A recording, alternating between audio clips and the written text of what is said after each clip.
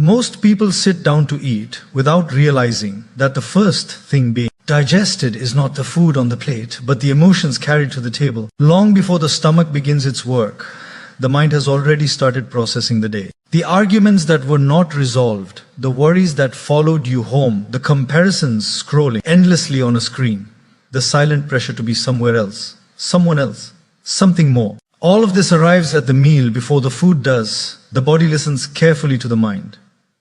It always has. When the mind is restless, the body tightens. When the mind is grateful, the body relaxes. Digestion does not begin with enzymes alone. It begins with safety. And safety is an emotional state. You can eat the cleanest food, measured calories, perfect portion, organic labels. But if your mind is chewing anxiety, resentment, and hurry, the body struggles. Not because the food is wrong, but because the message sent to the body is that this is not a safe moment to rest, absorb, and heal. In nature, animals eat only when they feel safe. The moment danger appears, digestion stops. The body redirects energy to survival. Humans are no different, except that our danger is rarely a wild animal. It is a thought, a memory, a worry about tomorrow, a replay of yesterday. When you sit with food while mentally fighting life, the body receives conflicting instruction. Eat, but stay alert. Rest, but remain tense. Absorb nutrients, but prepare for stress. The body does its best, but the mixed signals take a toll. Over time, many digestive issues are not born in the stomach. They are born in the mind's inability to slow down. The mind is always rushing ahead, planning, fixing, judging. And digestion requires the opposite. Presence, calm, trust. Gratitude creates that trust. Not forced gratitude, not motivational slogans, but a quiet acknowledgement that in this moment there is enough. Enough food, enough safety, enough breath, enough time to chew, swallow, and simply be. When gratitude enters the mind, the nervous system shifts. The body moves from defense to repair. Blood flow changes. Muscles soften. The gut, which is deeply connected to the brain, receives permission to do its work properly. This is why the same meal eaten in peace nourishes differently than when eaten in stress. It is not superstition. It is biology guided by emotion. Many people treat eating as a task to finish, not an experience to honor. They eat standing, scrolling, arguing, worrying. The body is present, but the mind is elsewhere. And when the mind is absent, digestion becomes mechanical, strained, incomplete. The mind digests emotions continuously. If it is overloaded with complaint, comparison, and dissatisfaction, it passes that burden to the body. The gut becomes tense, sensitive, reactive. Not because it is weak, but because it is responding intelligently to emotional overload. Gratitude lightens that load. It does not require perfect circumstances. It simply asks for awareness. Awareness that this meal exists because of countless unseen efforts. Awareness that the body has carried you through another day. Awareness that nourishment is already happening. When the mind softens into appreciation, chewing slows naturally, breathing deepens without effort. The body aligns with the rhythm it was designed for. Many people ask what to eat to improve digestion. But a more important question is how to eat emotionally. With urgency or with ease, with complaint or with acceptance, with distraction or with presence. The gut is often called the second brain because it responds instantly to emotional signals. Fear tightens it, anger heats it, worry knots it, gratitude soothes it. This is why stress-related digestive issues are so common in people who appear to eat well. Their diet is clean, but their inner environment is polluted. With constant pressure, gratitude cleans the inner environment. It creates space, and digestion requires space. When you appreciate your food, even silently, the body recognizes that appreciation as safety. Safety tells the body it can invest energy in digestion rather than protection. You don't need to list 10 things you're thankful for. Sometimes gratitude is simply eating without rushing. Sometimes it is putting the phone away. Sometimes it is acknowledging hunger without guilt. Gratitude also means not fighting your body while eating, not criticizing yourself, not calculating punishment for or later, not labeling food as enemy or reward. Those thoughts disturb digestion more than the food itself. When the mind is kind, the body responds kindly. Many people eat with hidden guilt. Guilt tightens digestion. Gratitude relaxes it. One is heavy, the other is light. Even simple food becomes healing when eaten with gratitude. And even perfect food becomes burdensome when eaten with stress. The mind sets the tone. The body follows. When gratitude becomes a habit, not a ritual, digestion improves quietly. Not overnight, not magically, but steadily. Because the body finally feels supported instead of judged. Gratitude teaches the mind to pause. And in that pause, digestion finds its rhythm. This is not about ignoring medical advice or nutrition. It is about recognizing that food is not digested in isolation. It is digested within a living emotional system. When the mind is constantly consuming negativity, the body is always digesting more than it can handle. Gratitude reduces that excess consumption. It simplifies the inner world. Eating becomes less about control and more about connection. Connection to the body, connection to the moment. The body knows how to digest. It is known for thousands of years. It only struggles when the mind forgets how to be present. Gratitude reminds the mind to slow down. And when the mind slows down, the body remembers how to heal naturally. You don't need to change your entire diet to begin. You only need to change the emotional atmosphere. Around food, the mind always eats first. And when it eats peace, the body follows. With ease, most people blame food for what the body is actually experiencing emotionally. They look at the plate and assume the problem must be there. Too much spice, too much oil, too much sugar, too much outside influence. But very rarely do they look at what was happening inside them while they were eating. The silent irritation, the ongoing worry, the habit of complaint that has become so normal it no longer feels like. Stress. The gut is not disturbed only by what enters the mouth.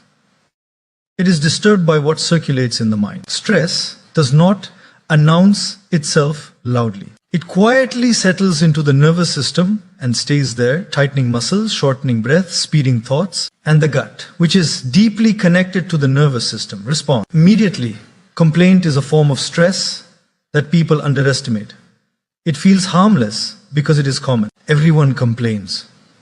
About traffic, weather, people, work, family, food itself. But complaint keeps the mind in a constant state of dissatisfaction. Dissatisfaction tells the body that something is wrong, that this moment is not safe, not enough, not acceptable.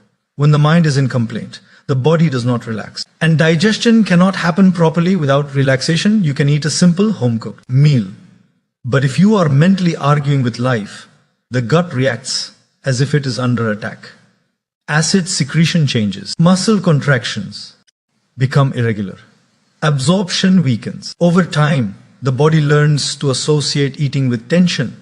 Stress is not always dramatic. Sometimes it is just constant mental noise, planning the next task while eating, replaying a conversation, worrying about money, comparing yourself to someone else's life. These thoughts seem unrelated to digestion, but the body does not separate them. The gut does not understand logic. It understands signals. And stress sends one clear signal. Stay alert. When the body is alert, digestion is secondary. Survival comes first. This is why people experience bloating, heaviness, acidity, or discomfort even after eating right. Complaint adds another layer. When you complain, you are emotionally rejecting the present moment. You are saying, this should be different. That rejection creates inner resistance. Resistance tightens the body. Tightness disrupts flow. Flow is essential for digestion. Not just physical flow, but emotional flow. Many people eat while criticizing the food. Too salty, too bland, too oily, too little, too much. Those words may sound small, but the emotional tone matters. The body listens to how you speak about what you are consuming. When the mind is harsh, the body becomes defensive, unhealthy. Meals eaten occasionally in a relaxed, joyful state often cause less harm than healthy meals eaten daily in stress and complaint. This is difficult for people to accept because it challenges control-based thinking. The body is not a machine that responds only to input. It is a living system that responds to environment. And the mind is a powerful part of that environment. Stress also affects digestion long after the meal is over. When stress becomes chronic, the gut remains sensitive even when conditions improve. This is why people develop food intolerances over time, not because the food suddenly became bad, but because the nervous system became overloaded. Complaint keeps the nervous system activated. Gratitude calms it. Acceptance calms it. Silence calms it. Many people are stressed, not because their life is difficult, but because their mind never rests. Even during meals, even during moments meant for nourishment, the gut becomes the place where all that unrest collects. People often say, my stomach is weak. But very often, it is the mind that is tired. When stress reduces, digestion improves naturally. Not instantly, but gradually. Because the body finally feels allowed to rest, complaint keeps the body braced. Appreciation softens it. This does not mean pretending everything is fine. It means recognizing that constant resistance to reality costs the body energy. When you eat while worrying, the body splits its attention. When you eat while complaining, the body tightens. When you eat with calm acceptance, the body cooperates. The gut thrives in simplicity. Simple thoughts, simple emotions, simple presence. Stress complicates everything. It turns eating into another task to manage, another thing to optimize, another thing to judge. Unhealthy meals are occasional events. Stress and complaint for many people are daily habits, and habits shape health more than exceptions. The body can recover from a heavy meal. It struggles to recover from a heavy mind. When you reduce stress, you are not just improving digestion. You are improving communication between the mind and the body. When you reduce complaint, you are teaching the body that this moment is not a threat. This is why some people feel better eating simple food in a peaceful place than eating the best food in a tense environment. The gut remembers emotional patterns. It learns from repetition. And when stress is repeated daily, the gut adapts by becoming reactive. Calm. When repeated, retrains the system. You do not need to eliminate all stress.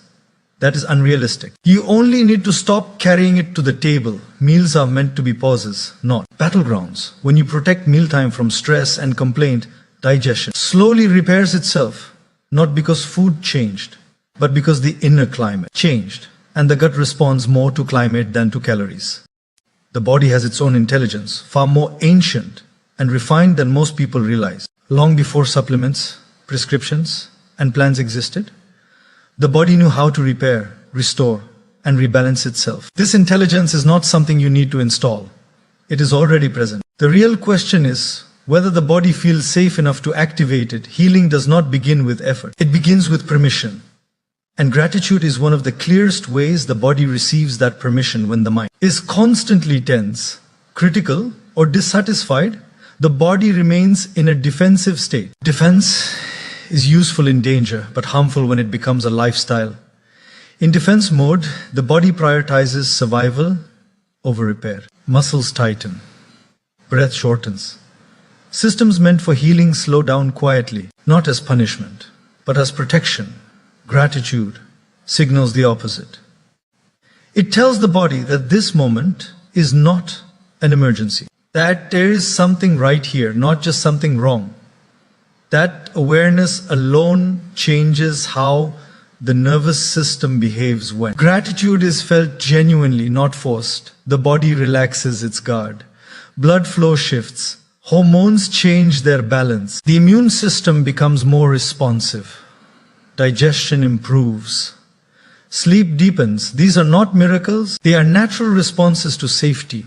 The body heals best when it is not being attacked from the inside. And many people attack their bodies unknowingly through constant dissatisfaction. They criticize their energy levels, their appearance, their pace of recovery. They compare their healing to others. They rush the process. All of this tells the body that it is failing.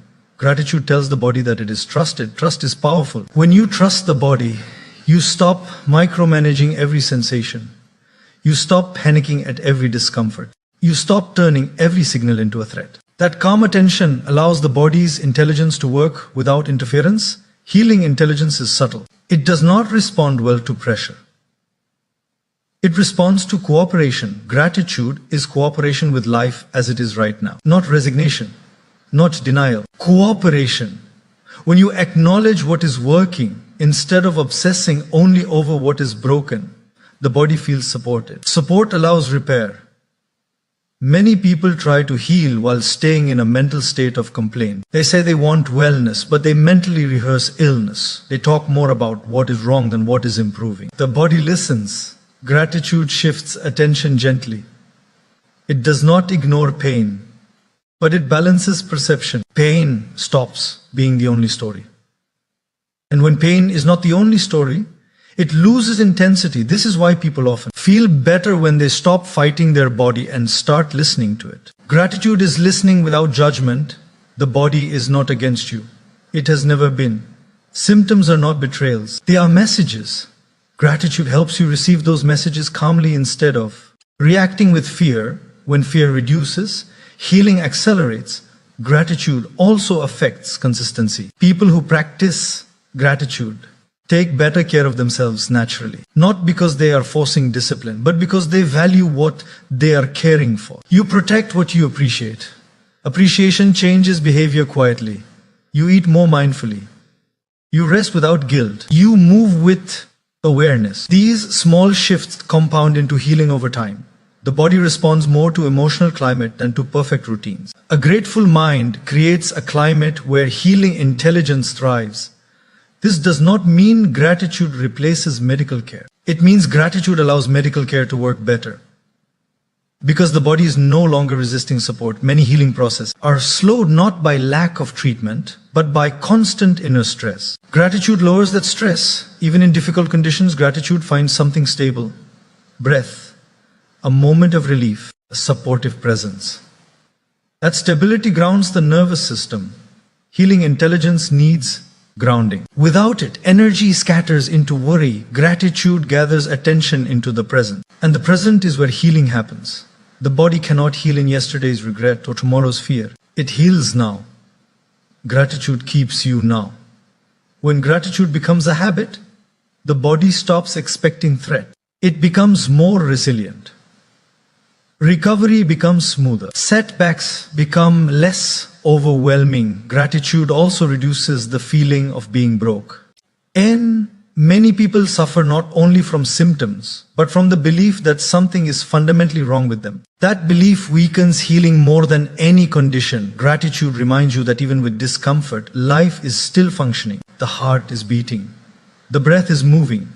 Cells are working tirelessly. That recognition restores dignity to the body. Dignity matters. When you treat the body with dignity, it responds with cooperation. The body's intelligence does not need motivation. It needs space. Gratitude creates space by reducing mental noise when the mind is quiet enough. The body knows exactly what to do. Healing is not always dramatic. Often it is gradual, quiet, almost unnoticed, until one day you realize you are carrying less pain than before. Gratitude allows you to notice progress without demanding perfection, and when progress is noticed, the body feels encouraged, not pressured. Encouragement strengthens healing pathways. Pressure shuts them down. Gratitude is encouragement directed inward. It says, I see you trying. I trust your pace. I am with you, not against you. That message, repeated gently, activates a healing intelligence that has been waiting patiently all along. Most people focus on what is on the plate and forget what is inside the mind. They measure calories, ingredients, portions, timings, combinations, but rarely measure their emotional state while eating. They believe digestion begins with food, but digestion begins with feeling. The body does not receive meals as objects. It receives them as experiences, and every experience is filtered through emotion. You can eat the most carefully prepared meal, but if your mind is tense, rushed, irritated, or distracted, the body receives that tension first. The food becomes secondary. The emotional state becomes primary. The body is not designed to digest in stress. It is designed to digest in safety. Safety is not a place. Safety is a feeling. When you feel safe, your breath deepens. Your muscles soften. Your nervous system shifts into rest mode. In that state, digestion becomes smooth, efficient, natural.